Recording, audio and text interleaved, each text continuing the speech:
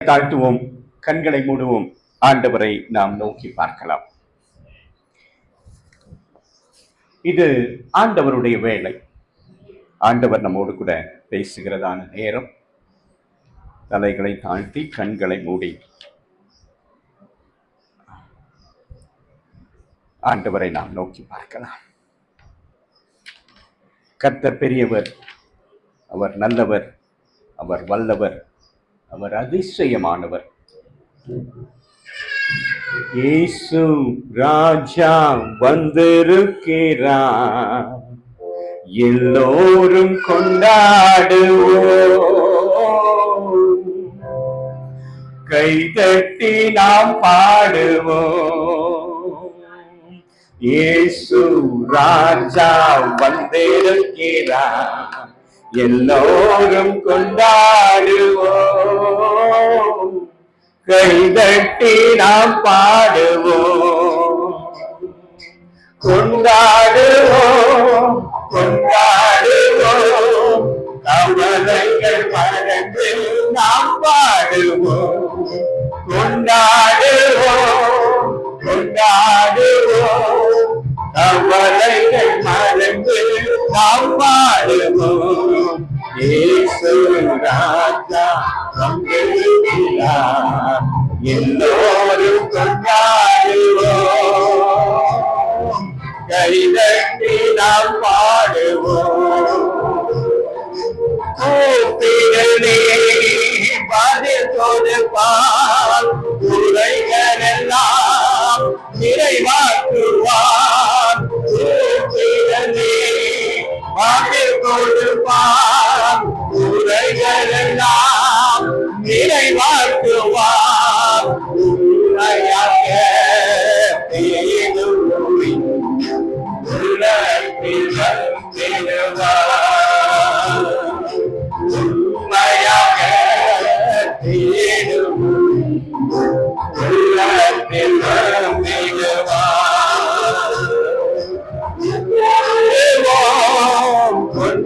கொண்டாடுவோம், கவலைகள் மறந்து நாம் பாடுவோம். கொண்டாடுவோம், கொண்டாடுவோம், கவலைகள் மறந்து நாம் பாடுவோம். ராஜா வந்திருக்கிறார், எல்லோரும் கொண்டாடுவோம், கைதட்டி நாம் பாடுவோம்.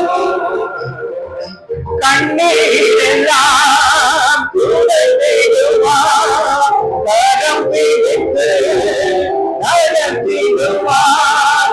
கண்ணீரெல்லாம் துடைத்திடுவார், கரம் பிடித்து நடத்திடுவார். எண்ணமெல்லாம் எண்ணமெல்லாம் இன்றே நிறைவேற்றுவார்.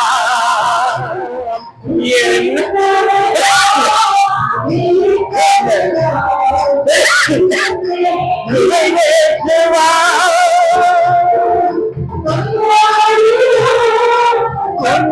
கொண்டாடுவோம், மறந்து நாம் பாடுவோம். கொண்டாடுவோம், கொண்டாடுவோம், கவலைகள் மறந்து நாம் பாடுவோம். இயேசு ராஜா வந்திருக்கிறார், எல்லோரும் கொண்டாடுவோம், கைதட்டி நாம் பாடுவோம். கொண்டாடுவோம், கொண்டாடுவோம், கவலைகள் மறந்து நாம் பாடுவோம். கொண்டாடுவோம், கொண்டாடுவோம், கவலைகள் மறந்து நாம் பாடுவோம். ஸ்தோத்திரம் ஆண்டவரே, நன்றியோடு நாங்கள் உம்மை துதிக்கிறோம். ஆண்டவரை ஸ்தோத்திரிக்கிறோம், மகிமைப்படுத்துகிறோம். உமக்கே துதி கன மகிமையை செலுத்துகிறோம். நீர் ஒருவரே துதிக்கு பார்க்கிறார், நீர் ஒருவரே கனத்துக்கு பார்க்கிறார். ஆண்டவரே, உம்மை நாங்கள் உயர்த்துகிறோம், உம்மையே மகிமைப்படுத்துகிறோம்.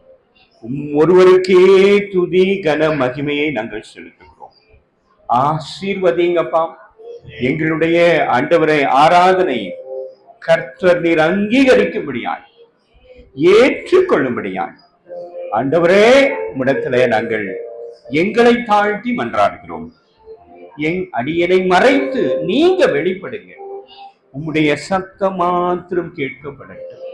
உம்முடைய மகிமையை நாங்கள் ஆண்டவரே உணர்ந்து கொள்ள, ஆண்டவரே உம்முடைய வல்லமையை ஆண்டவரே நாங்கள் புரிந்து கொள்ள எங்கள் மனக்கண்களை திறந்தருள், எங்களுடைய செவிகளை திறந்தருள், எல்லா தடைகளை நீக்குங்க ஆண்டவரே. உம்மீது மாத்திரம் எங்கள் நோக்கம் இருக்கட்டும். உண்மையே நாங்கள் நோக்கி பார்த்து ஆண்டவரே உம்முடைய ஆசீர்வாதத்தை நிறைவாய் பெற்றுக்கொள்ள எங்களுக்கு கிருபை பாராட்டும். இயேசு கிறிஸ்துவின் மூலம் ஜெபமேறெடுக்கிறோம் எங்கள் ஜீவன் உள்ள நல்ல பிதாவே. கிறிஸ்துவுக்குள் அன்பான தேவ ஜனமே, உங்கள் யாவரையும் ஆண்டவராக இயேசு கிறிஸ்துவின் இனிதான வல்லமையான பெரிதான நாமத்தினாலே நாங்கள் வாழ்த்துகிறோம். தேவன் உங்களை ஆசீர்வதித்து காப்பாரார். நமது மெய்ப்பனின் குரல் ஊழியங்களின் சார்பாக உங்களுக்கு எங்களுடைய வாழ்த்துதல்களையும் வணக்கத்தையும் தெரிவித்துக் கொள்கிறோம். ஆண்டவர் இந்த நாளை நமக்கு முன்குறித்து நாம் ஒருவரை ஒருவர் முகமுகமாக சந்திக்கிற ஒரு நல்ல வாய்ப்பை கொடுத்திருக்கிறார். ஆகவே கரங்களை தட்டி ஆண்டவரை மகிழ்ச்சி. இந்த வாய்ப்பை எனக்கு கொடுத்த உங்களுடைய ஊழியருடைய குடும்பம், வாத்திய கருவி வாசிக்கிற அருமையான மகன் மற்றும் பெரியவர்கள், தாய்மார்கள், வாலிப பிள்ளைகள், சிறு பிள்ளைகள் மாத்திரமல்ல, இந்த சபை ஸ்தாபிக்கப்படுவதற்கு காரணமாக இருந்து கொண்டிருக்கிற அத்துணை நல்ல உள்ளங்களையும் நாங்கள் நினைத்து அனைவருக்கும் நன்றிகளையும் ஸ்தோத்திரங்களையும் செலுத்துகிறோம். நீங்கள் பழுகி பெருகி தேவனுக்கு பிரியமான மக்களாக, சாட்சி உள்ள மக்களாக வாழ வேண்டும் என்று சொல்லி நாங்கள் வாழ்த்துகிறோம். நீங்கள் பெருகுவீர்கள், பருகுவீர்கள். ஹல்லேலூயா, ஹல்லேலூயா, ஹல்லேலூயா. ஊழியர் அவர்கள் சொன்னது போல இது நிச்சயமாகவே கர்த்தர் ஏற்படுத்தின வாய்ப்பு. ஏன் அப்படின்னு கேட்டீங்கன்னா, நான் ரொம்ப நாளா இங்க இல்லை. எங்களை வேறொரு இடத்திற்கு அனுப்பி அங்க ஊழியம் செய்ய எங்களை பணித்திருந்தார். மதுரை பக்கத்துல நான் போய் மதுரையிலேயே ஒரு 1.5 வருஷம் தங்கியிருந்து ஊழியத்தை செய்து கொண்டிருந்தோம். திடீரென்று ஒரு நாள் எங்களை மீண்டும் ராணிப்பேட்டை பக்கம் திருப்பினார். வந்துட்டு பிற்பாடு ஒவ்வொரு வாரமும் நாங்க ஆண்டவரிடத்துல கேட்டு எந்த சர்ச்சுக்கு எங்களை இந்த நாள் அனுப்ப போறீங்க அப்படின்னு கேட்டு நான் எப்போ வந்தேன் அப்படின்னா, பிப்ரவரி மாதம் 23ஆம் தேதி ராணிப்பேட்டைக்கு வந்தேன். முதல் வாரம் மார்ச் மாதம் முதல் வாரம். ஆக இந்த 4 வாரமும் கர்த்தர் எங்களை நடத்தினார். ஆண்டவரே, 5வது வாரம் எங்கே என்னை அனுப்ப போகிறீர் என்று கேட்ட பொழுது ஆண்டவர் இவருடைய ஞாபகத்தை எனக்கு கொடுத்தார். உடனே போன் பண்ணேன், ஐயாவும் வர சொல்லிட்டார். ஹல்லேலூயா, ஹல்லேலூயா, ஹல்லேலூயா. இது ஒரு சாட்சி. கர்த்தர் நடத்தி கொண்டிருக்கிறார். சரி, இப்ப நாம செய்திக்குள்ளாக போகலாம். ஆகவே வாசியுங்கள் சங்கீதங்களின் புஸ்தகம் 119வது அதிகாரம் 165வது வசனம். உம்முடைய வேதத்தை நேசிக்கிறவர்களுக்கு மிகுந்த சமாதானம் உண்டு, அவர்களுக்கு இடரல் இல்லை. ஹல்லேலூயா. எத்தனை பேர் இதை நம்புறீங்க? ஆமென். நான் எப்பவுமே வழக்கம் உங்களுக்கு தெரியும், நான் பழைய ஆளு, ஏற்கனவே வந்திருக்கிறேன். நாங்க செய்திக்கு 2 விஷயத்தை சபை மக்கள் இடத்துல கேட்போம். ஆனா ஒண்ணுக்கு ஐயா அவங்க சொல்லிட்டாங்க, அதனால அதை பத்தி நான் பேசல. இன்னொரு விஷயத்த மட்டும் உங்களுக்கு சொல்றேன். நான் வெறுமனே பேசிட்டு போற ஆள் கிடையாது. நான் கேள்வி கேட்பேன், நீங்க என்ன பண்ணணும்? பதில் சொல்லணும். ரைட்டுங்களா? ஆனா நீங்க நினைப்பீங்க, நாங்க கேள்வி கேட்கறதுனால தான் ஸ்கூலுக்கே போறதில்ல. கோவம் போட்டதே எதுக்காகன்னா கேள்வி கேட்கறாங்க. பத்தியா கம்ப்ளைண்ட் வந்துருச்சு, கம்ப்ளைண்ட் வந்துட்டு இருக்கு. ஆனா அது நாங்க அப்படி விடுறது இல்ல. ஏன்னா ஆண்டவர் உடன்படிக்கையின் தேவன். நாங்க உங்களோட ஒரு உடன்படிக்கை பண்ணுவோம். என்ன உடன்படிக்கை அப்படின்னா, நான் என்ன கேட்டாலும் அல்லது நீங்க என்ன பதில் சொன்னாலும் நான் என்ன சொல்ல மாட்டேன், நான் என்ன சொல்ல மாட்டேன், தப்புன்னே சொல்லவே மாட்டேன். தப்புன்னு சொன்னா தானே பிரச்சனை. கேள்வி கேட்கலாம், கேள்வியில பிரச்சனை இல்லை. நீங்க சொல்ற பதில் தப்புன்னு நீங்க நினைச்சாதான், நினைச்சு நான் அதை தப்புன்னு சொன்னாதான் தப்பு. நான் தப்புன்னே சொல்ல மாட்டேன். நீங்க சொல்றதெல்லாம் என்னன்னு சொல்லுவேன், ரைட்டு ரைட்டு அப்படின்னு தான் சொல்லுவேன். இதுக்கப்புறம் நீங்க பாருங்க, இந்த செய்தி முடிகிற வரைக்கும் பாருங்க, தப்புன்ற வார்த்தை வரவே வராது. இப்ப ஸ்கூலுக்கும் காலேஜுக்கும் வித்தியாசம் இருக்கா? எனக்கும் காலேஜுக்கும் வித்தியாசம் இருக்கா? கண்டிப்பா வித்தியாசம் இருக்கும். ஆனா அங்க தப்புன்னு சொல்லுவாங்க, நான் இங்க ரைட்டுன்னு சொல்லுவேன். இப்ப நீங்க கேட்கலாம், என்னையா இது, நீங்க தப்பு ரைட்டுன்னு சொல்லிட்டு போறதுக்கு எப்படி அதுன்னு கேட்பீங்க. ஆனா இங்க ஒரு விசேஷத்தை நீங்க புரிந்து கொள்ளணும். செய்தியை கவனமா கேட்கணும். செய்தியை கவனமா கேட்டீங்கன்னா அதற்குரிய பதிலை நான் சொல்லிக்கொண்டே போய்விடுவேன். நீங்க குறித்துக் கொள்ளலாம். ஹல்லேலூயா, ஹல்லேலூயா, ஹல்லேலூயா. சரி, எனக்கு அருமையான தேவ ஜனமே, நான் இங்க ஆராதனைக்கு வந்ததுல இருந்து ஒரு விசேஷத்தை கவனித்துக் கொண்டிருக்கிறேன். என்ன விசேஷம் என்றால், ஊழியர் சொல்லிக் கொண்டிருக்கிற வார்த்தை, யாரும் வரல, நிறைய பேர் வரல இல்லையா, தாமதமா வர்றீங்க சொன்னாரா? நிறைய இதை திரும்ப திரும்ப சொல்லி இருக்கிறார். நீங்க எத்தனை பேர் புரிஞ்சுக்கிட்டீங்கன்னு தெரியல. சரியா? கரெக்டா? ஏன் அமைதியா இருக்கிறீங்கன்னு புரியல. உற்சாகமா சந்தோஷமா ஒரு ஹல்லேலூயா சொல்லலாமா? ஹல்லேலூயா, வெரி குட். இப்ப இதை திரும்ப திரும்ப அவர் சொன்னதாக என்னுடைய மனசுல பட்டது. நான் உடனே என்ன யோசிச்சேன் அப்படின்னா, நமக்கு சில விசேஷங்கள் புரியவில்லை அல்லது தவறாக புரிந்து கொண்டிருக்கிறோம் என்று எனக்கு தோன்றுகிறது. இப்ப நான் ஒரு கேள்வி கேட்கிறேன், உங்களுக்கு தெரிஞ்ச பதில சொல்லுங்க. பரிசுத்த வேதாகமம் எத்தனை பேர் வச்சிருக்கீங்க? எத்தனை பேர் வச்சிருக்கீங்க? அதை கொஞ்சம் உயர்த்தி காட்டுங்க பார்க்கலாம். வெரி குட், சந்தோஷம், கிரேட் கிரேட். எல்லாரும் வச்சிருக்கீங்க, எல்லாரும் வச்சிருக்கீங்க. வச்சிருக்கிறவங்க சில பேர் தூக்கம் இல்லை, பரவாயில்ல, ஒன்றும் பிரச்சனை. சரி, நல்ல கவனிங்க. இப்ப இந்த பரிசுத்த வேதாகமத்தை பற்றி உங்களுக்கு என்ன தெரியும்? உங்களுக்கு தெரிஞ்சது சொல்லுங்க. நான் தான் சொல்லிட்டேன். நான் என்ன சொல்லிட்டேன்? நீங்க சொல்றது எதையுமே நான் சொல்ல மாட்டேன். ஐயோ, பதிலே காணும். நீங்க சொல்ற பதில நான் என்னன்னு சொல்ல மாட்டேன். அவ்வளவுதான். அப்ப தப்புன்னு சொல்லாத போது நீங்க என்ன பண்ணு, தயங்கலாமா? தயங்கவே, உங்களுக்கு தெரிஞ்சதை சொல்லலாம். நான் என்ன பதில் சொல்றேன்? ரைட்டுன்னு தான் சொல்றேன். சொல்லுங்க, உங்களுக்கு பரிசுத்த வேதாகமத்தை குறித்து என்ன தெரியும்? சீக்கிரமா. எனக்கு ஐயா நேரத்தை காதுல மெதுவா சொல்லிட்டார். அதனால நான் அதை மீற முடியாது. அதனால சீக்கிரமா கடந்து போகணும். செய்தியும் உங்ககிட்ட சொல்லிடணும். நீங்க தாமதிட்டா நான் பொறுப்பில்லை. அப்ப ஐயா கிட்ட நான் என்ன சொல்லிடுவேன், டைம் கொடுங்க அப்படின்னு நான் கேட்டுருவேன். உங்க சார்பா கேட்கணுமா வேண்டாமா? சொல்லுங்க, சீக்கிரமா சீக்கிரமா. உங்களுக்கு தெரிந்ததை சீக்கிரமாக. சரி, நீங்க யோசிங்க. அதுக்கு முன்பாக ஒரு செய்தியை சொல்றேன். சமீபத்துல அமெரிக்க விண்வெளி வீரர்கள் இன்டர்நேஷனல் ஸ்பேஸ் ஸ்டேஷனுக்கு போயிட்டு திரும்பி பூமிக்கு வந்துட்டாங்க. ஆனா அந்த வந்தல 2 பேர் தான் வந்தாங்க. ஒருத்தர் பேரு புட்ச் வில்மோர், இன்னொருத்தர் சுனிதா வில்லியம்ஸ். கேள்விப்பட்டிருப்பீங்க, பத்திரிகையில பார்த்திருப்பீங்க, டிவியில பார்த்திருப்பீங்க. பார்த்த மாதிரி ஒன்னும் சமிக்கையே காணும். பார்த்தீங்களா பார்க்கலையா? தெரியுமா தெரியாதா? தெரியும். நீங்க இது இல்லாம இருந்தீங்கன்னா எனக்கு உண்மையிலே செய்தி வராது. எனக்கு என்னன்னோ, எனக்கு உற்சாகமா. இப்ப நான் இன்னொரு விஷயத்தையும் சொல்லிடுறேன். மாடு பார்த்திருப்பீங்க. மாடு பார்த்திருக்கீங்களா? பார்த்திருக்கீங்க. சில பேர் வீட்டுல இருக்கவும் செய்யும். பால் கறப்பாங்க. என்ன பண்ணுவாங்க? பால் கறப்பாங்க.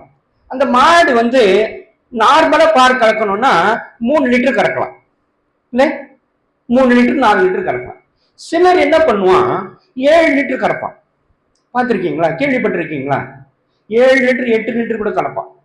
எப்படி கறப்பான் அப்படின்னா, ஆடுற மாட்டை ஆடி கறப்பான், பாடுற மாட்டை பாடி அதை தட்டி தாஜா பண்ணி கறந்துருவான். இப்ப எங்ககிட்ட ஒண்ணுமே கிடையாது. என்ன சொல்றது? நான் புரியுதா? நான் சொல்றது எங்ககிட்ட ஒண்ணுமே கிடையாது, உங்ககிட்ட தான் பவரே, உங்ககிட்ட தான். நீங்க கறந்துகிட்டீங்கன்னா உண்டு, கறக்க விட்டுட்டீங்கன்னா நான் பொறுப்பு இல்லை. உங்களுக்கு செய்தி எவ்வளவுக்கு எவ்வளவு நீங்க கறக்க முடியுமோ அவ்வளவுக்கு எவ்வளவு நீங்க கறந்துக்கலாம். அது வந்து உங்களுடைய செயல்ல தான் இருக்கு.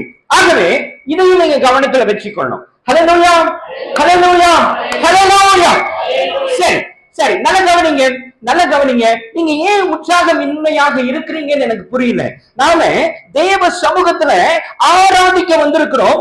எப்படிப்பட்ட தேவனை ஆராதிக்க வந்திருக்கிறோம் என்று சொன்னால், வல்லமையுள்ள தேவனை, அதிசயமான தேவனை, ஆச்சரியமான தேவனை, என்னை பெயர் சொல்லி அழைத்த தேவனை, என்னை நேசிக்கிற தேவனை, என்னை வழி நடத்துகிற தேவனை நாம் ஆராதிக்க வந்திருக்கிறோம். ஹல்லேலூயா, ஹல்லேலூயா, ஹல்லேலூயா. எனக்கு அருமையான தேவ ஜனமே, இந்த ஆஸ்ட்ரோநாட்ஸ் வந்தாங்க இல்லையா, அதுல ஒரு சின்ன குறிப்பு இருக்கிறது. அவங்க 9 நாள் பிரயாணமாக தான் அந்த ஸ்பேஸ் ஸ்டேஷனுக்கு போய் வந்துட வேண்டும். வெறும் 9 நாள் தான். ஆனால் அவர்கள் எவ்வளவு நாள் தாமதமாக வந்தார்கள் என்றால் 9 மாத தாமதத்திற்கு பிறகு வந்தார்கள். இதுல இன்னொரு பயங்கரமான விசேஷத்தை நம்ம புரிஞ்சு கொள்ளணும். ஸ்பேஸ்ல போய் வாழறதெல்லாம் அவ்வளவு சாதாரணம் கிடையாது. பரிசுத்த வேதாகமும் நமக்கு சொல்லுகிறது, பூமியை தான் குடியிருப்புக்காக ஆண்டவர் கொடுத்திருக்கிறார். தெரியுமா? எத்தனை பேருக்கு தெரியும்? Very good. தெரிஞ்சு கொள்ளுங்க. தெரியலன்னா தப்பு இல்லை, தெரிந்து கொள்ளுங்கள். பூமி தான் மனிதருடைய சஞ்சாரத்திற்காக, வாழ்க்கைக்காக கொடுக்கப்பட்ட ஒரே ஸ்தலம். இதை தெரியாம என்னமோ பண்ணிங்கிறாங்க. அது அவங்க பண்ணட்டும், ஒன்றும் தப்பு கிடையாது. அதெல்லாம் இப்ப நம்ம பார்க்க போறோம். அது என்ன, அது அதனுடைய பலாபலன்களை பார்க்க போறோம். நல்லா கவனித்துக் கொள்ளுங்கள், கவனித்துக் கொள்ளுங்கள். அப்ப அங்க அவ்வளவு நாள் தங்கிட்டு வந்தா பெரிய பாதிப்பு ஏற்படும். அந்த போயிட்டு வந்தாங்க இல்லையா, அந்த 2 பேர் சொன்ன இல்லையா, அவங்களுக்கு நிறைய பாதிப்பு, உடல் ரீதியாக, மன ரீதியாக. ஏன்னா அங்க சூரியனை உதயத்தையும் மறைவையும் ஒரு நாள்ல பல முறை பார்க்க வேண்டியிருக்கும். ஏன்னா சுத்தி சுத்தி வருதுனால, அந்த ஸ்பேஸ் ஸ்டேஷன் சுத்தி சுத்தி வர்றதுனால நமக்கு எத்தனை முறை உதயமாகிறது? ஒரு நாளைக்கு ஒரு முறை. எத்தனை முறைக்கு மறையுது? ஒரு முறை. அவங்களுக்கு அது பல முறை. ரைட்டா? அது மாத்திரம் இல்லை, டைம் ஜோன் எல்லாம் வேற வேற வேற சூழ்நிலைகள், வேற பல்வேறு பிரச்சனைகள். அவங்க நடக்கவே முடியாது. அங்க அந்த ஸ்பேஸ் ஸ்டேஷன்ல மிதக்குவாங்க. தூங்குறது கூட எப்படி தூங்கணும் தெரியுமா? அவங்க மிதக்குன்னு தான் தூங்கணும். இப்படி நிறைய விஷயங்கள் இருக்கு. அதெல்லாம் சொல்லிக்கிட்டு இருந்தா நேரம் போதாது. அப்ப பல்வேறு பாதிப்புகள் இப்ப வந்த உடனே, அவங்க இங்க இறங்கின உடனே அவங்களை சாதாரண வைத்துக்கொள்ள அவங்களை ரீஹாபிலிட்டேஷனுக்காக கொண்டு போயிட்டாங்க. அவங்க குடும்பத்தாரை யாரையும் பார்க்கல. ரீஹாபிலிட்டேஷனுக்காக ஒரு 40 நாள் கொண்டு போய் அவங்கள வச்சு, அவங்கள பராமரிச்சு, அவங்கள அந்த நம்ம பூமிக்கான சூழ்நிலைகளுக்கு உருவாக்கி அதுல வரணும். அது சாதாரண எலும்புகள் பாதிப்பு வரும், எலும்பு பாதிப்பு வரும். புரியுதா? அவங்களால நடக்க, நீங்க பார்த்திருப்பீங்க அந்த டிவியில. அவங்கள வந்து அதை எடுத்த வெளியே வந்த உடனே அவங்கள வீல் சேர்ல வச்சு அப்படியே தூக்கிட்டு போனாங்க. ஏன் தெரியுமா? அவங்களால நடக்க முடியாது. அவங்கள என்ன பண்ண முடியாது? நடக்க முடியாது. அப்போ இவ்வளவு பாதிப்புகள் இருக்கு. ஆக இங்க இருந்து அவங்க புறப்பட போறாங்க. அப்போ செய்தியாளர்கள் இடத்த பேசுறாங்க. என்னன்னு பேசுறாங்க? அந்த பிரிட்ஜ் முல்மோர் கிட்ட கேட்கிறாங்க, நீங்க என்ன நினைக்கிறீங்க? இவ்வளவு நாள் தாமதமா வர்றீங்களே, என்ன உங்க மனநிலை என்ன என்று கேட்கிறார்கள். அப்ப அவர் சொன்ன வார்த்தை தெரியுமா? அவர் சொன்ன ஒரு வார்த்தை பிரபலமாக வந்தது. என்ன வார்த்தை சொன்னார்? எனக்கு தீமையாக இருக்கலாம், ஆனால் அதை ஆண்டவராக இயேசு கிறிஸ்து நன்மையில் முடிய செய்வார். எனக்கு ஒருவேளை அது தீமையாக இருக்கலாம், நான் காலம் கடந்து வர்றது எனக்கு பல தீமைகளை கொடுத்திருக்கலாம், ஆனால் ஆண்டவர் அதை எனக்கு நன்மையில் முடிய செய்வார் என்று எங்கிருந்து சொல்றார் என்று சொன்னால், அவர் ஸ்பேஸ் ஸ்டேஷன்ல பல நூறு ஆயிரம் மைல்கள், பல லட்சம் மைல்களுக்கு அப்பால் இருக்கிற ஒரு இடத்துல இருந்து கொண்டு அவர் பத்திரிகையாளர்களுக்கு இந்த செய்தியை சொல்கிறார். அல்லேலூயா. ஏன் சொன்னார் அப்படின்னா, அவர் ஆண்டவர் மீது கொண்டிருக்கிற அன்பு. அந்த அன்பு எப்படி வரும் தெரியுமா? ஆண்டவருடைய மகத்துவத்தை தெரிந்தால் தான் வரும். சும்மா எல்லாரும் சொல்ல மாட்டாங்க இல்லையா? எல்லாராலும் என்ன பண்ண முடியாது, சொல்ல முடியாது. சரியா? இப்ப நான் உங்களுக்கு இன்னொரு விஷயத்தையும் சொல்றேன், நீங்க கொஞ்சம் கொஞ்சம் கவனிங்க. அதாவது இங்கே முன்னாள் முதலமைச்சர் கலைஞர் கருணாநிதி அவர்கள் இருந்தார்கள். அவர்களை குறித்து நீங்க கேள்விப்பட்டிருப்பீங்க. அவர் ஆம்புலன்ஸுக்கு 108ன்னு ஒரு பெயர் வச்சாரு. எந்த அடிப்படையில் வச்சாரு தெரியுமா? இல்ல, மத்தேயு 10:8 வாசிங்க.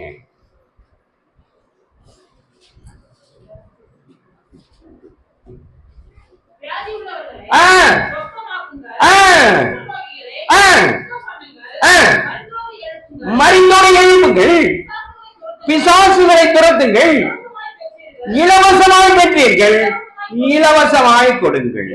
அல்லேலூயா. அப்ப அவர் எந்த அடிப்படையில் அதுக்கு பேர் வச்சாரு? பரிசுத்த வேதாகமத்தை அவர் அறிந்ததனால் அதுல இருக்கிற வசனத்தை கொண்டு அந்த வசனத்தின் நம்பரை தான் அதுல 108, 10:8 தான் 108 வச்சார். சரியா? இப்ப நிறைய காரியங்கள் இருக்கு. இப்பவே டைம் போயிடுச்சு, இப்பவே அரை மணி நேரம் காரியம் ஆயிடுச்சு. இன்னும் ஏன்னா 50 சொன்னாரு, எனக்கு என்ன தெரியல, முடியவே இல்லை. நான் ஸ்டார்டே பண்ணல. நான் கேள்வி கேட்டேன், நீங்களும் பதிலே சொல்லல. நான் ஸ்டார்டே பண்ணல, அரை மணி நேரம் ஆயிடுச்சு. சரி, நல்லா பொறுத்துக் கொள்ளுங்கள்.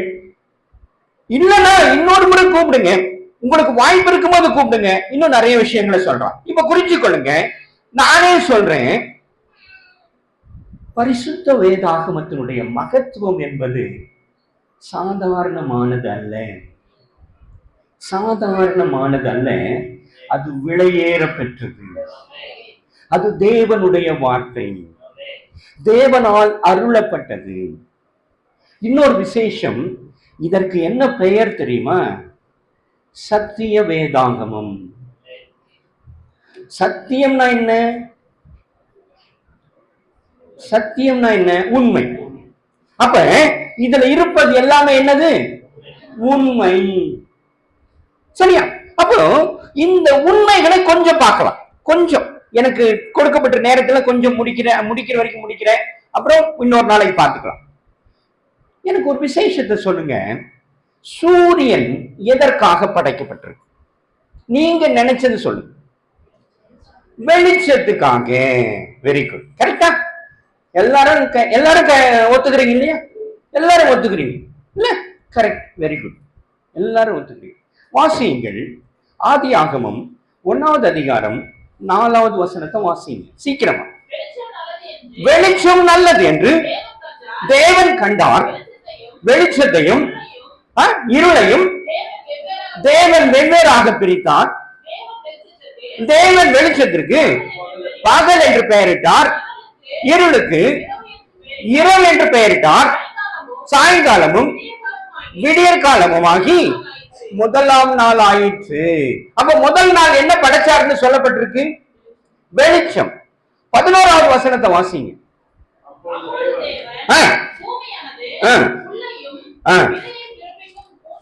14.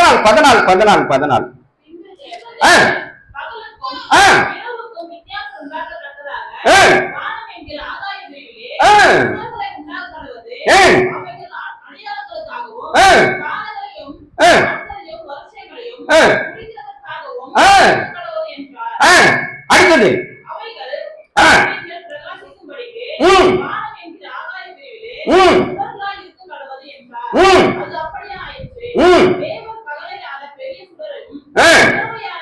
சரி, 19வது வசனத்தை வாசிங்க. சாயங்காலமும் விடிய காலம் ஆகி எத்தனாவது நாள் ஆச்சு? 4வது நாள். அப்போ சூரியனை சந்திரனை எப்ப படைச்சாரு? சூரியனை சந்திரனை எப்ப படிச்சாரு? 4வது நாள். வெளிச்சம் எப்ப வந்துச்சு? முதல் நாள்.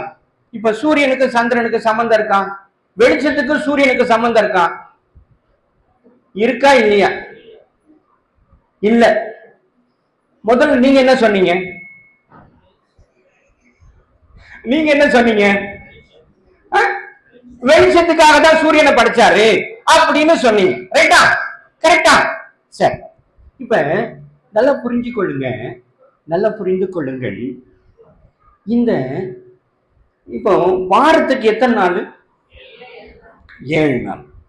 எந்த அடிப்படையில வாரத்துக்கு 7 நாள்னு நாம மாத்திரம் இல்ல, உலகமே அப்படித்தான் சொல்லுது. நாம ஒரு 7 நாள்னு சொல்லிட்டு மத்தவங்க எல்லாம் 8 நாள்னு சொல்றாங்களா? 9 நாள்னு சொல்றாங்களா? இல்ல, எல்லாரும் என்னன்னு சொல்றாங்க? 7 நாள் தான் சொல்றாங்க. சரி, எந்த அடிப்படையில 7 நாள் வச்சாங்க? எதுமா? சிலுவையில் பேசப்பட்ட வார்த்தை. Very good. அப்புறம் வேதத்தின், எந்த வேதத்தின் அடிப்படையில்? எங்க இருக்கு? அதுல ஆதியாகமத்துல. ஆதியாகமத்துல எங்க இருக்கு? சரி, ஏதோ ஒரு ஓகே, பரவாயில்ல, தப்பு இல்ல, தப்பு இல்ல, கரெக்ட் தான், கரெக்ட். வேதத்துல இருக்குது. Right, very good. சரி, நல்லா புரிஞ்சு கொள்ளுங்க, நல்லா புரிஞ்சு கொள்ளுங்க. ஆண்டவர் பூமியை உருவாக்கினார் இல்லையா? நம்மை உருவாக்கினார் இல்லையா? இந்த வேதத்துல அம்மா சொன்ன, சகோதரி சொன்னது போல வேதத்துல அவர் உருவாக்கினார் இல்லையா? 6 நாள் உருவாக்கினார். எத்தனை நாள் உருவாக்கினார்? 6 நாள் உருவாக்கினார். 7வது நாள் என்னன்றாரு? ஓய்வு நாள்னு சொல்றார். அப்போ 6 + 1 என்னது? 7. இந்த 7 நாளை தான் வாரம் என்று சொல்லுகிறோம். புரியுதா நான் சொல்றது? ஒன்னும் சந்தோஷமே காணுமே. இப்படிதான். அப்ப இப்ப இந்த விஷயம் யாருக்கு தெரியும்? 6 நாள் ஆண்டவர் உருவாக்குனாரு அப்படின்றது யாருக்கு தெரியும்? யாருக்கு தெரியும்? ஐயோ, நீங்க பயப்படுறீங்களே. நீங்க தைரியமா சொன்னா தானே எனக்கு உற்சாகமாவே சொல்ல மாட்டீங்க. உற்சாகமா சொல்ல மாட்டேன்றீங்களே. யாருக்கு தெரியும்? ஐயோ இல்லம்மா, இப்ப சகோதரி சொன்னாங்க இல்லையா? என்னன்னு சொன்னாங்க? வேதத்துல இருக்குன்னு சொன்னீங்களா? கரெக்டா? இது யாருக்கு தெரியும்? கிறிஸ்தவர்களுக்கு தெரியும். வேதத்தை வாசித்தவர்களுக்கு தெரியும். வாசிக்காதவர்களுக்கு சரி, எவ்வளவு பேருக்கு வேதத்தை வாசிச்சிருக்கிறாங்கன்னு தெரியுமா? உலகத்தில் நம்ம இந்தியாவில மட்டும் வெறும் 3% மக்கள் தான் நாம கிறிஸ்தவத்தை பின்பற்றுகிறவர்களா இருக்கிறோம். நான் சொல்றது புரியுதா? வெறும் 3% தான். அது கூட ஜாஸ்தி. 2.38% தான் கிறிஸ்தவர்கள் இந்தியாவில் இருக்கிறாங்க சென்சஸ் படி. அப்ப மிச்சமுள்ள 97% கிறிஸ்தவர்கள் அல்ல. அப்போ அவங்களுக்கு தெரியுமா? ஆண்டவர் 7 நாள் 6 நாள் படைச்சு 1 நாள் ஓய்வு நாள் இருந்தார். அந்த அடிப்படையில தான் 7 நாள் வருது, வாரமா நம்ம கொண்டாடணும். தெரியுமா? தெரியாது. ஆனால் உலகம் எதை வைத்து இயங்கிக் கொண்டிருக்கிறது என்றால் இந்த வேதத்தை வைத்துதான் இயங்கிக் கொண்டிருக்கிறது. ஹல்லேலூயா, ஹல்லேலூயா, ஹல்லேலூயா. சமீபத்துல நீங்க பார்த்திருப்பீங்க, நீங்க சொல்ல மாட்டேன்றீங்க. உங்களுக்கு நீங்க எனக்கு இன்னும் அந்த பவர் வரல, இன்னும் பவர் வரல. இல்லைன்னா இது ரொம்ப ஸ்லோவா போயிருக்குது. சரி, பரவாயில்ல. இப்ப சமீபத்துல நம்ம முதலமைச்சர் அவர்கள் ஒரு விசேஷத்தை சொன்னார். என்ன விசேஷத்தை சொன்னார்னா, 5300 ஆண்டுகள் முன்பாகவே தமிழர்கள் தான் இரும்பை கையாண்டார்கள். கேள்விப்பட்டீங்களா? தெரியுமா இந்த விஷயம்? இந்த விஷயமா தெரியுமா? பத்திரிகையில வந்திருக்கும். நீங்க பத்திரிகையை அல்லது டிவி எல்லாம் எதுக்கு உபயோகப்படுத்துறீங்க அப்படின்னா, எதுக்கு உபயோகப்படுத்துறீங்கன்னு சொல்லட்டுமா? நானு நீங்க டிவியை எதுக்கு உபயோகப்படுத்துறீங்கன்னு நான் சொல்லட்டுமா? இல்ல நீங்களே சொல்றீங்களா? எதுக்கு? சீரியல் பார்க்கறது. தயவு செய்து பிரியமானவர்களே, நீங்க இன்னையோடு அதுக்கு மூட்டை கட்டுறீங்க. தயவு செய்து சொல்றேன், அது மிக மிக தவறான விசேஷம்.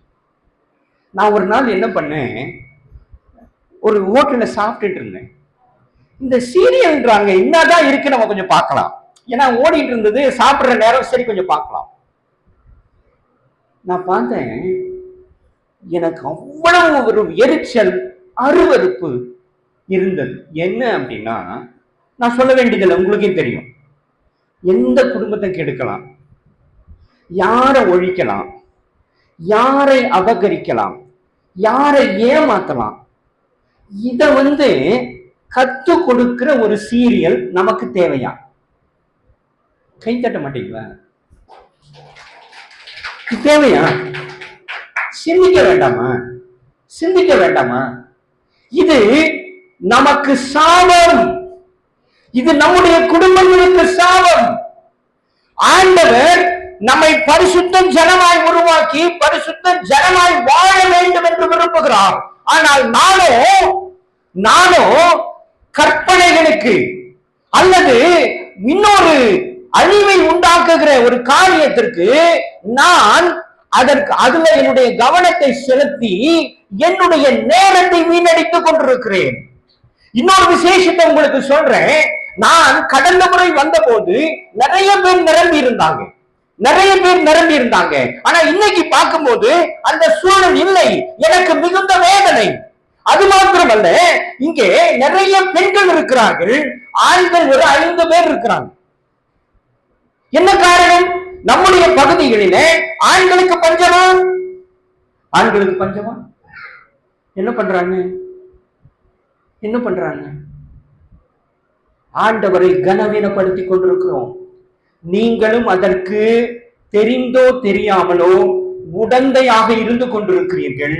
நீங்கள் கர்த்தாவே கர்த்தாவே கர்த்தாவே என்று கூப்பிட்டுக் கொண்டிருந்தால் நிச்சயமாய் பதில் வராது. வாசியுங்கள் மத்தேயு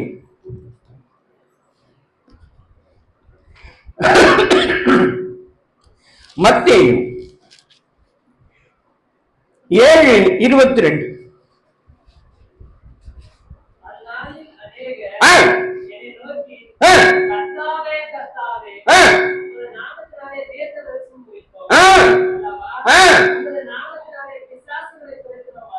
அது எப்படி தெரியுமா இருக்கு? உமது நாமத்துக்கு இங்க நாங்க வரோம், நாங்க காணிக்கை கொடுக்கிறோம், நாங்க வார்த்தையை கேட்கிறோம் அப்படின்னு சொல்லுவோம் இல்லையா? நாம அதான செய்யறோம். காணிக்கை கொடுக்கிறோம், இங்க வரோம், ஆலயத்துக்கு வரோம், ஞாயிற்றுக்கிழமை உட்கார்றோம், எல்லாம் பண்றோம். வாசிங்க. ஜோம் பண்றோம் இல்லையா? வேதம் வாசிக்கிறோம் இல்லையா? வார்த்தையை கேட்கிறோம் இல்லையா? வாசிங்க. அப்பொழுது நான் ஒரு காலம் உங்களை அறியவில்லை, அக்கிரம செய்கைக்காரரே, என்னை விட்டு அகன்று போங்க. இப்படிதான் சொல்லுவார். நான் நான் லட்சியம் அடைந்தா கிடையாது. நான் ஆண்டவருக்குள்ள இருக்கிறேன், நான் வேதத்தை வாசிக்கிறேன், நான் ஜெபம் பண்றேன், நான் பாட்டு பாடுறேன் கிடையாது. உங்களுக்கு ஒரு குடும்பம் இருக்கிறது. குறைஞ்சபட்சம் உங்க குடும்பங்களை ரட்சிப்புக்குள் நடத்த வேண்டிய கடமையும் பொறுப்பும் உங்களுக்குரியது. ஆனா நான் அதை விட்டுட்டு நான் கேட்கிறேன், ஒரு விஷயம் எனக்கு சொல்லுங்க. நீங்க இப்ப கணவர் வரலங்க, நாங்க என்ன பண்றது? என் பையன் வரலங்க, நான் என்ன பண்றது? சொல்லலாம் இல்லையா? நீங்க அப்படித்தானே சொல்றீங்க, சொல்லலாம். நான் என்ன கேட்கிறேன், குறைஞ்சபட்சம் உங்க கணவருக்காக, உங்க பிள்ளைக்காக, உங்க உறவுக்காக என்னைக்காவது நீங்க ஆண்டவர்கிட்ட சொன்னதுண்டா? கை தூக்குங்க. 1 1 2 அரை கை தூக்குனா மீதி பேருங்களா? சரி, இவங்க கூப்பிட்டு இருக்காங்க, மற்றவங்க எல்லாம் சரி, சரியா? புரிந்து கொள்ளுங்கள். இது உங்களுடைய கடமை, உங்கள் மீது விழுந்த கடமை. நீங்க ஊருக்கெல்லாம் போய் சொல்ல வேணாம். ஊருக்கெல்லாம் சொல்றது அப்புறம் இருக்கட்டும். முதல்ல உங்க சொந்த குடும்பத்தை ஆதாயப்படுத்துங்கள். உங்க சொந்த குடும்பம், ஆண்டவருடைய வருகை மிக மிக மிக சமீபம். அது மாத்திரமல்ல, வல்லமையுள்ள தேவனை ஆராதித்துக் கொண்டிருக்கிறோம், உயிருள்ள தேவனை ஆராதித்துக் கொண்டிருக்கிறோம். இப்ப நீங்க வாசிங்கள சங்கீத பகுதி என்ன பகுதி வாசிங்க? 115. அதுல ஒரு விசேஷத்தை நீங்க படிச்சிருப்பீங்க, இப்ப படிக்காதீங்க. வீட்டுல போய் படிங்க மறுபடியும். அதுல ஒரு விசேஷத்தை படிச்சிருப்பீங்க. என்ன விசேஷத்தை படிச்சீங்கன்னு நீங்க வீட்டுல போய் சிந்திங்க. அப்போ அதுல அழகாக சொல்லப்பட்டிருக்கிறது, அழகாக பதிவு செய்யப்பட்டிருக்கிறது.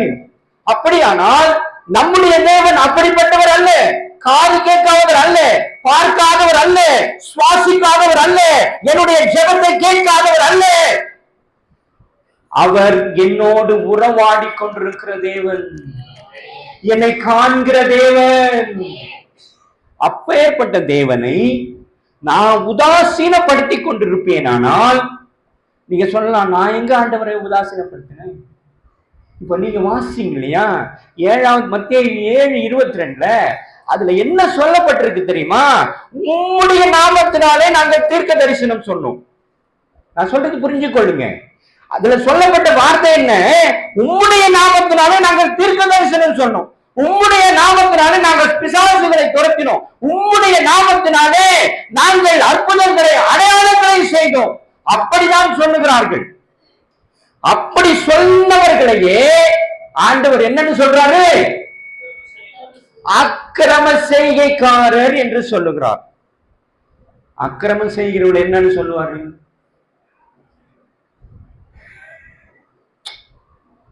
அற்புதம் செஞ்சது அக்கிரமமா? பிசாசு துரத்துனது அக்கிரமமா? யோசிக்க வேண்டாமா?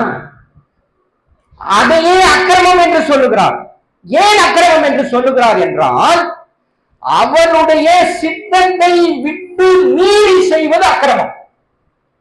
நான் சொல்றது புரியுதா? அவர் சொன்னாதான் செய்யணும். அவர் குதினா சொல்லவே மாட்டேன்றீங்க. குதிக்கணும். எதுல? எங்க குதிக்க சொன்னாலும் கரெக்டா? எங்க குதிக்க சொன்னாலும், கிணத்துலயே குதிக்க சொன்னாலும் என்ன பண்ணணும்? அங்க நின்றுட்டு, ஆண்டவரே எனக்கு நீச்சல் தெரியாது ஆண்டவரே.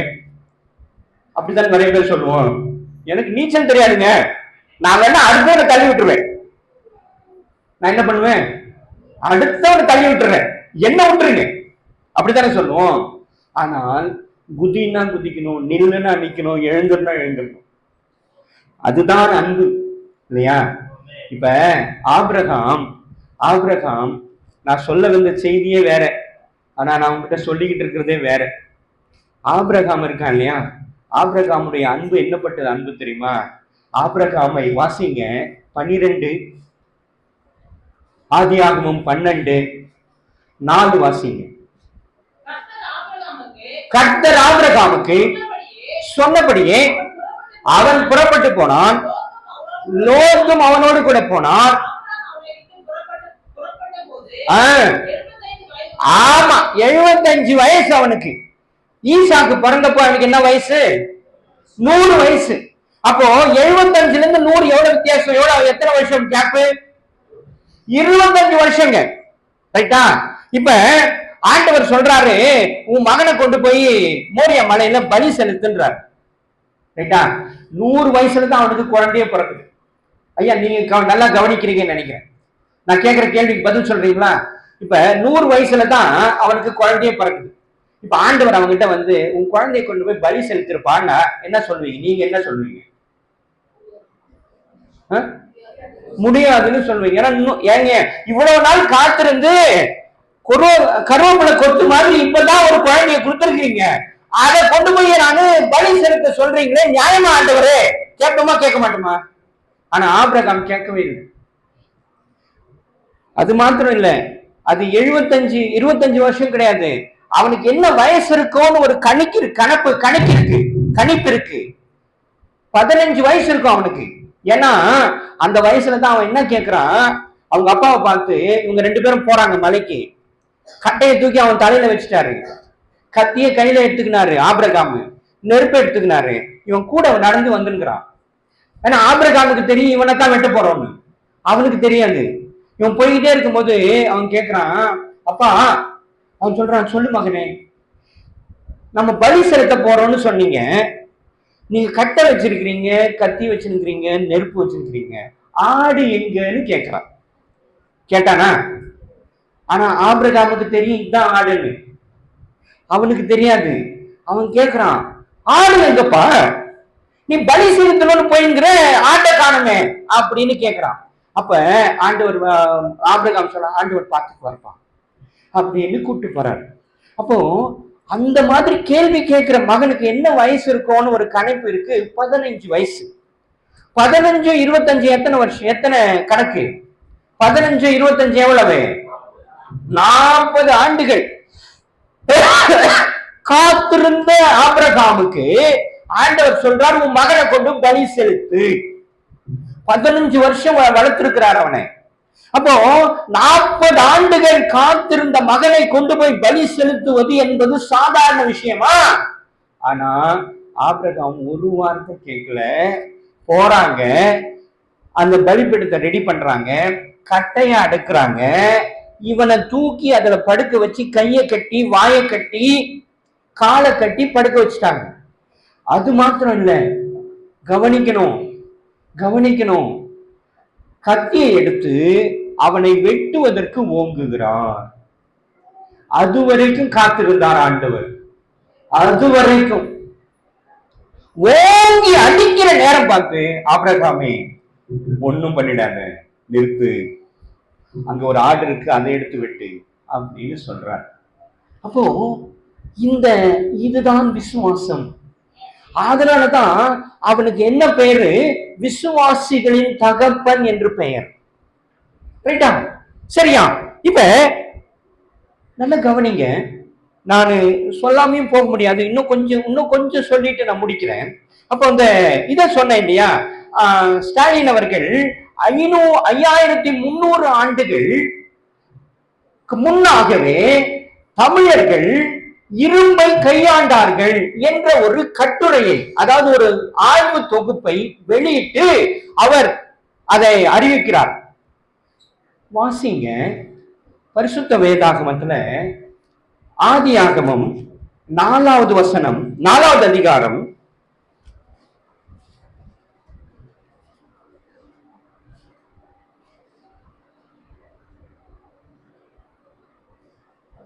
22வது வசனத்தை வாசி.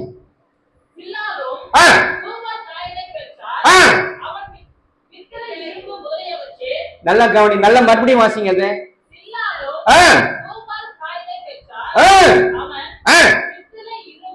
பித்தளை இரும்பு முதலியவற்றின் தொழிலாளர்கள் யாவருக்கும் ஆசாரியனானார். ஹல்லேலூயா, ஹல்லேலூயா. இப்போ இத சத்தியம்னு சொல்றோமே, நல்லா புரியுதா உங்களுக்கு? இது என்னன்னு சொல்றோம்? சத்திய வார்த்தை என்று சொல்லுகிறோம். இது சத்தியம் தானே? சத்தியம் தானே? அப்படியே கொஞ்சம் கீழே வாங்க, அந்த வசனத்திலே கீழே வாங்க. பொறுத்து அங்கேயே நிறுத்துங்க, அங்கேயே நிறுத்துங்க. இப்ப ஆய்வாளர்கள் தமிழர்களை யார் என்று சொல்லுகிறார்கள் தெரியுமா? தமிழர்களை நாகர்கள் என்று சொல்லுகிறார்கள். என்னன்னு சொல்றாங்க? நாகர்கள். இங்கே ஒரு தாயின் பெயர் கொடுக்கப்பட்டிருக்கிறது. அவளுடைய பெயர் என்ன? நாமால். ஹல்லேலூயா. தமிழர்கள் இங்கே பதிவு செய்யப்பட்டிருக்கிறார்கள். புரிந்து கொள்ளுங்கள், புரிந்து கொள்ளுங்கள். இது போன்ற ஏராளமான செய்திகள் பரிசுத்த வேதாகமத்திற்குள் இருக்கிறது. நிறைய தகவல்கள் இருக்கிறது, நிறைய விசேஷங்கள் இருக்கிறது. எல்லாவற்றையும் இப்ப கண்டுபிடிச்சுக்கிட்டே இருக்கிறாங்க, ஒண்ணு பின்னாடி ஒண்ணு. ஆதியாகமம் 1வது அதிகாரம்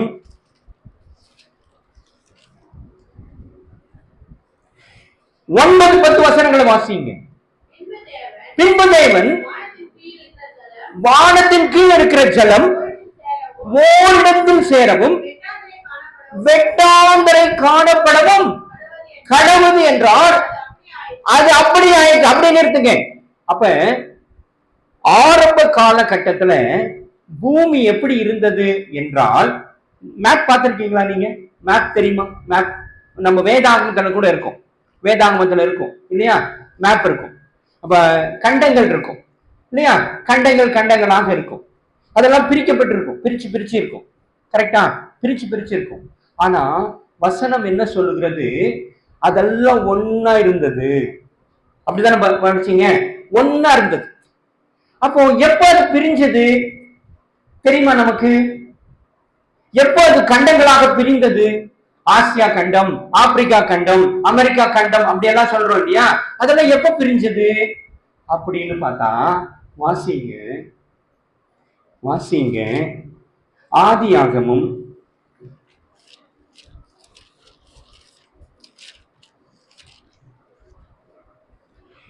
10வது அதிகாரம் 25வது வசனத்தை வாசிங்க.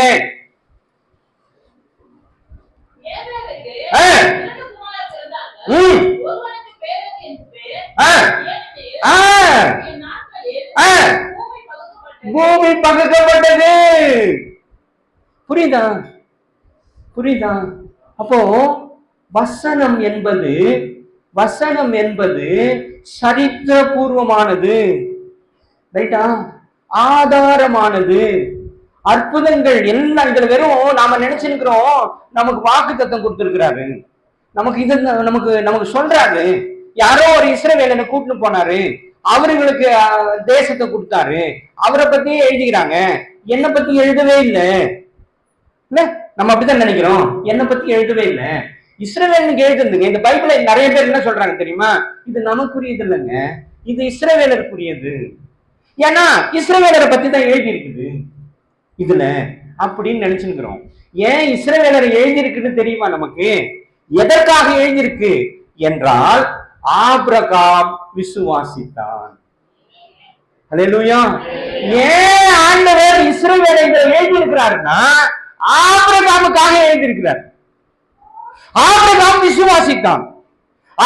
ஆபிரகாம் இயேசுவை நம்பினான். இயேசு பெரியவர் என்று நினைத்தான். அவருக்காக எல்லாம் செய்தான். நிறைய நீங்க எனக்கு நேரம் இல்லை, நிறைய விசேஷங்கள் இருக்குங்க.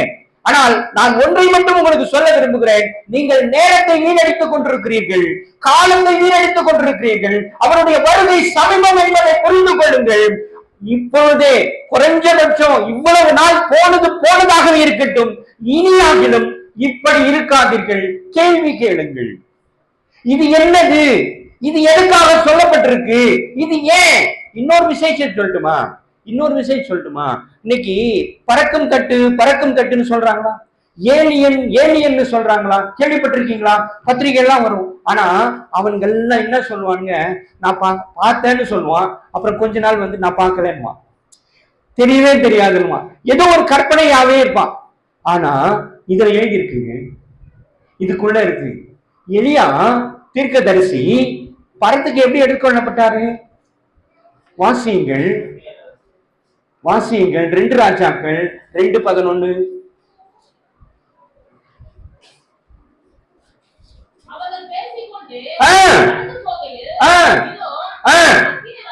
அக்கினி ரதமும் அக்கினி குதிரைகளும்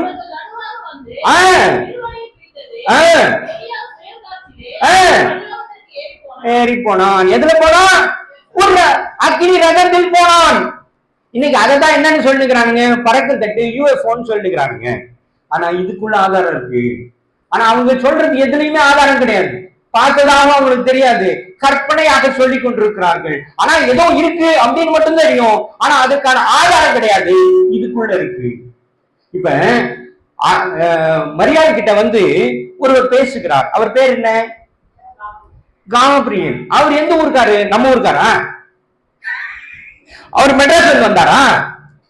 எந்த ஊர்ல இருந்து வந்தாரு? தெரியாது. இப்ப என்ன பொருள் தெரியுமா? அவர் வேற்று கிரக வாசின்னு பொருள். வேற கிரகத்தை சார்ந்தவர், வேறு கிரகம், வேறு பகுதியை சார்ந்தவர் என்று பொருள். ஏலியன்னா அதான் பொருள். அப்போ காபிரியல் தூதன் வேறு கிரகத்துல இருந்தா வந்தாரு, கரெக்டா? சகரியாவோட பேசினது யாரு? அவரும் வேறு கிரகத்திலிருந்து வந்தாரு. ஆனா நம்ம வேதாகமம் அவர்கள் உண்மை உள்ளவர்கள் என்று சொல்லுகிறது. அவர்கள் வந்தார்கள், பேசினார்கள். அவர்கள் அந்த சிம்சோனுடைய பெற்றோர் இடத்துல பேசினார்கள். அவர்கள் கொடுத்த உணவை இன்னும் ஆபிரகாம் உணவுக்கு பரிமாறும் பொழுது அந்த தூதர்கள் வந்து சாப்பிட்டார்கள் என்று இருக்கும் இல்லையா? அப்போ எதுவுமே இது அதுக்காக தான் இது பேர் சத்தியம். ஜீவன் உள்ள வார்த்தை, ஜீவன் உள்ள வார்த்தை என்று பதிவு செய்யப்பட்டிருக்கிறது. புரிந்து கொள்ளுங்கள், புரிந்து கொள்ளுங்கள். இப்படி ஏராளமான புதையல்கள் இதுக்குள் இருக்கிறது. நீங்க தூர் வாரல அப்படின்னா தண்ணி வராது.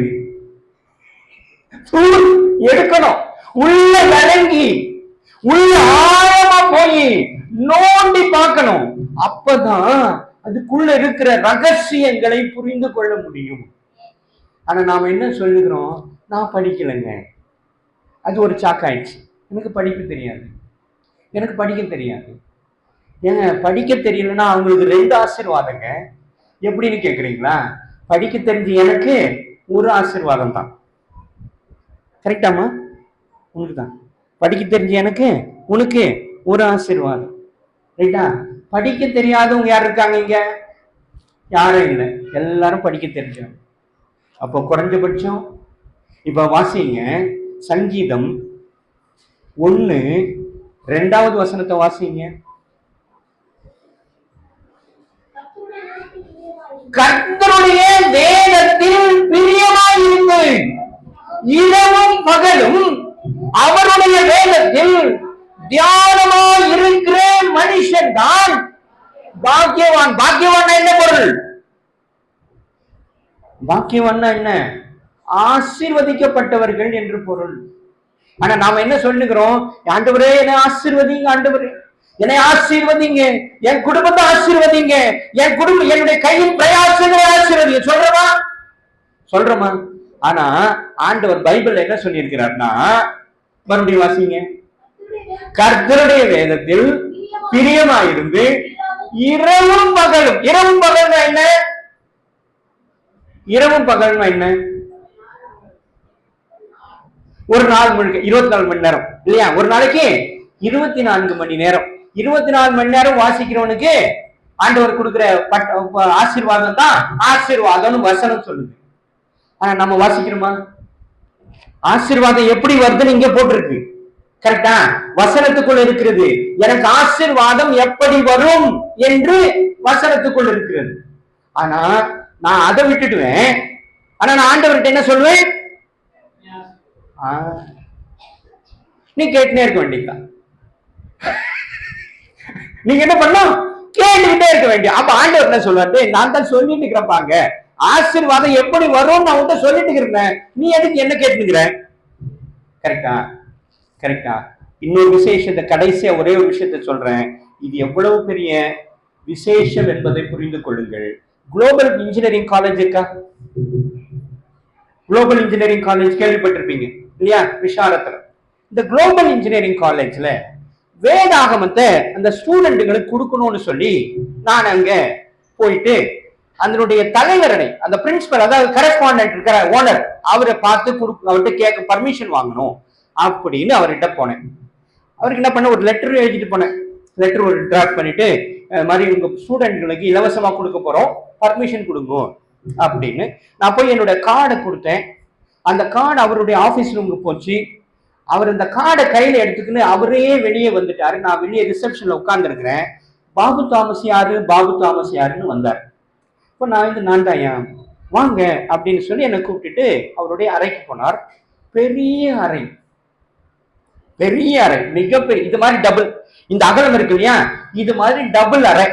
நல்லா இவ்வளவு பெருசு, இது இவ்வளவு டபுளா இருக்கும். இவ்வளவு பெரிய ஹால்ல சேர், ஒரு டேபிள், ஒரு சேரு வரிசையா அந்த அவருக்கு சேர், டேபிளுக்கு முன்னாடி சேருக்கு போட்டு இருக்கு. அவ்வளவுதான் இருக்கு.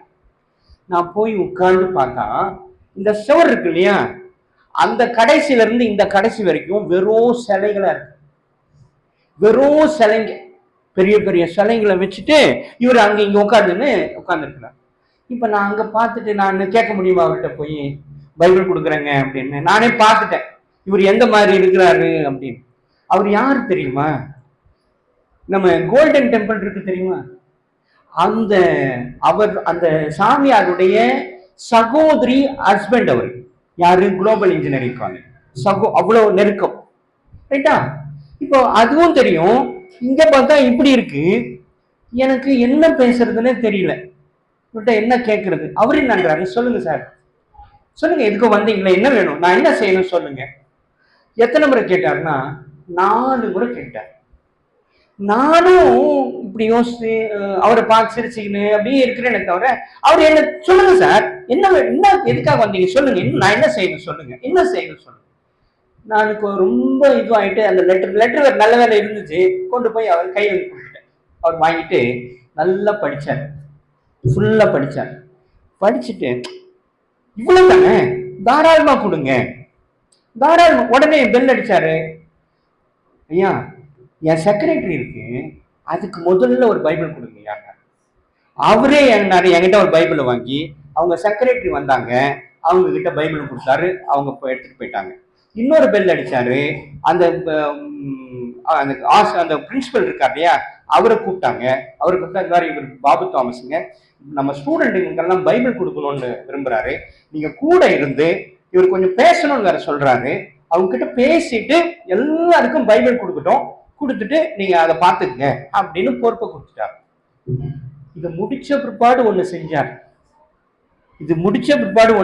அதான் பெருசு. டிராயரை திறந்தாரு. இவ்வளவு பெரிய பைபிள் நான் பார்த்ததே கிடையாது. இவ்வளவு பெரிய பைபிள், இவ்வளவு உயரம். அதை எடுத்து இப்படி வச்சு பிரிச்சுக்கிறார். இதை தாங்க நான் வாசிக்கிறேன். எனக்கு அருமையான தேவ ஜனமே, வசனத்தை வாசிங்க கடைசியாக. 119, 165. சங்கீதம் 119, 165. உம்முடைய வேதத்தை நேசிக்கிறவர்களுக்கு மிகுந்த சமாதானம் உண்டு, அவர்களுக்கு இடரல் இல்லை. ஹல்லேலூயா, ஹல்லேலூயா, ஹல்லேலூயா. எனக்கு அருமையான தேவ ஜனமே, நான் இன்னும் நிறைய உங்ககிட்ட தகவல் சொல்வதற்காக நான் ஆயத்தமாக இருக்கிறேன். இல்லது இன்னும் உங்களுக்கு நேரம் இருந்தா என்னை கூப்பிடுங்க, நான் வரேன். இன்னைக்கு முழுசும் இங்கதான் இருக்க போறேன். எப்ப கூப்பிட்டாலும் நான் வருவேன், பேசலாம், எல்லாம் செய்யலாம். ரைட்டா? ஆனா இப்ப இன்னொரு சபைக்கு போக வேண்டியிருக்கு, நேரம் ஆயிட்டதுனால நான் முடிக்கிறேன். புரிந்து கொள்ளுங்கள். கலைஞரை பத்தி நான் உங்களுக்கு சொன்னேன். அவருடைய மகத்துவம் உங்களுக்கு தெரியுமா தெரியாதா எனக்கு தெரியாது. ஆனால் அவர் ஏன் அவ்வளவு பெருசா ஆனாரு அப்படின்னா, அவர் இந்த வேதத்தை நேசித்தார். எத்தனை பேருக்கு தெரியும்னு தெரியாது எனக்கு. அவர் இந்த வேதத்தை நேசித்ததனால்தான் அவர் புகழோடு மறைந்தார், இன்னும் புகழோடு இருக்கிறார். அது மாத்திரமல்ல, நான் சொன்னேன் இல்லையா, அவரும் இன்னைக்கு அப்படிதான் இருக்கிறாங்க. பெரிய பெரிய பெரிய பெரிய நீங்க இன்னொரு விஷயத்தை புரிஞ்சு கொள்ளுங்க. நீங்க ஒருத்தரை பாக்குறீங்க, இவர் ரொம்ப ஆசீர்வாதமா இருக்கிறாருங்க, இவர் நல்ல வசதியா இருக்கிறாரு, இவர் ரொம்ப விசேஷமா இருக்கிறாரு அப்படின்னு நீங்க நினைச்சு அவர் கிட்ட போய் கொஞ்சம் விசாரிச்சு பார்த்தீங்கன்னா தெரியும், அவர் நிச்சயமா யாரா இருப்பாரு. ஆமா, புரிந்து கொள்ளுங்கள். இன்னொரு விசேஷத்தை உங்களுக்கு சொல்லிடுறேன். நம்ம ஐடி துறை இருக்கு இல்லையா, இன்ஃபர்மேஷன் டெக்னாலஜி, இன்னைக்கு பாப்புலரா இருக்கிற ஐடி, இதற்கு முன்னோடியான காரியம் என்ன தெரியுமா? தந்தி. இந்த ஐடிக்கு முன்னோடியது தந்தி தான், முன்னோடி. அந்த முன்னோடி தந்தில பரிசுத்த வேதாகமத்தினுடைய வசனத்தை தான் முதலில் டிரான்ஸ்மிட் செய்யப்பட்டது. எந்த வசனம் சொல்றேன்? என்னாகமும் 23:23. சாமுவேல் மோரே என்பவர் முதலில் தான் கண்டுபிடித்த அந்த தந்தி வழியாக அவர் டிரான்ஸ்மிட் செய்த முதல் வசனம் பரிசுத்த வேதாகமத்தினுடைய வசனம். வாசியுங்கள், என்னாகமும் 23:23.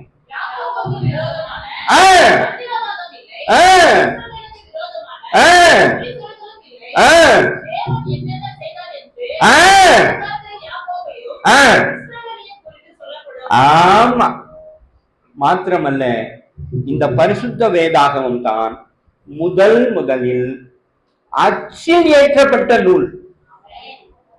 வேற எந்த நூலும் ஏற்றப்படவில்லை. அதற்கு முன்பாக எவ்வளவோ நூல்கள் இருந்தது, விசேஷமான நூல்கள் இருந்தது. ஆனால் முதலில் அச்சுக்கு ஏற்றப்பட்ட ஒரே நூல் இந்த நூல் தான். அது மாத்திரமல்ல, இந்த பரிசுத்த வேதாகமம் தான் உலக அளவில் அதிகமாக விற்பனை ஆகக்கூடிய நூலும் இந்த நூல் தான். வேற நூலே கிடையாது. அதிகமாக வாசிக்கப்படுகிற, அதிகமாக பேசப்படுகிற, அதிகமாக விநியோகிக்கப்படுகிற ஒரே நூல் இந்த பரிசுத்த வேதாகமம் தான். இப்போ இவ்வளவு விசேஷங்கள் அதுக்குள்ள இருக்கு அப்படின்னா அதுக்கு அர்த்தம் என்னன்னு புரிஞ்சு கொள்ளுங்க. நான் சிலதான் உங்களுக்கு எக்ஸாம்பிளா சில விஷயங்களை சொன்னேன், சில ஆதாரங்களை சொன்னேன். இன்னொரு விசேஷத்தையும் சொல்லிடுறேன், கேட்டுங்க. இப்ப வாரத்துக்கு 7 நாள்னு சொல்லிட்டோம், வருஷத்துக்கு 365 நாள்னு சொல்றோம் இல்லையா? எந்த அடிப்படையில? இதுக்காவது கடைசியா பதில் சொல்லுங்க, நான் விட்டுறேன். இல்லைன்னா விட மாட்டேன்.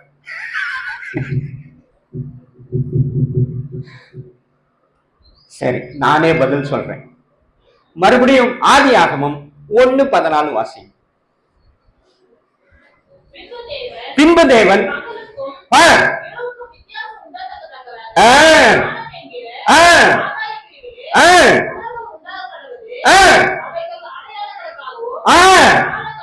காலங்களிலும் நாட்களிலும் வருஷங்களையும் போதும்.